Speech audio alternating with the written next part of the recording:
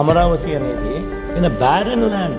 ఇందులో basic infrastructure కట్టడానికి, బిల్డింగుల గురించి నేను మాట్లాడడం లేదు, బేసిక్ ఇన్ఫ్రాస్ట్రక్చర్ కట్టడానికి ఎకరాకు 2 కోట్లు అవుతుందని వీళ్ళే లెక్కలు కట్టి డిపిఆర్ ఇచ్చారు.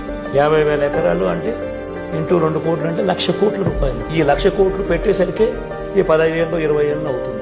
Unfortunately, we do not have Hyderabad city, which is a power engine. 60% of the revenues, 60% of the revenues come only from Hyderabad. మన గ్రోత్ ఇంజిన్ అటువంటిది ఇస్ వైజాగ్. రాష్ట్రంలో బిగ్గెస్ట్ సిటీ ఇస్ వైజాగ్.